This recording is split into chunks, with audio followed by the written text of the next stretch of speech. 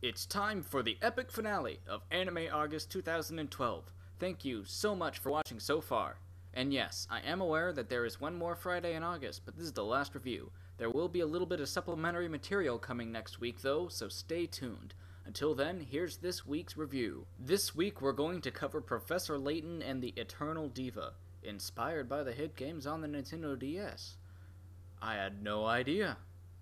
The movie stars the professor and his apprentice number 1, Luke, flashing back to a time before the first game in the series, but after the fourth one.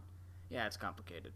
Anyway, the professor and Luke get invited to an opera that tells the tale of Ambrosia, the lost civilization that apparently created a potion that gives eternal life.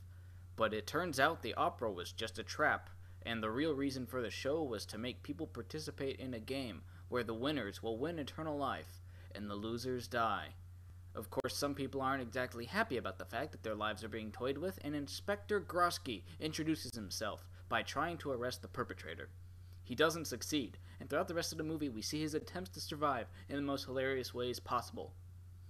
This guy's awesome, even if he doesn't really participate in the game. What sort of game is it? Well, it's a Professor Layton movie, so of course they try to solve puzzles. I love how the puzzles are integrated here. It's just like the game where you have the puzzle number screen and music playing and everything. It's great. Since the professor's a genius, he makes it through the puzzles with no problem, and a few action set pieces later, they make it to Ambrosia, the lost city. There, they solve a few more puzzles and mysteries, which eventually leads to a heck of an action scene. Once again, I'm being pretty light on the details here because I don't want to spoil any of the mysteries, but it's pretty darn entertaining. All in all, it's a great movie. A video game-based movie that doesn't suck.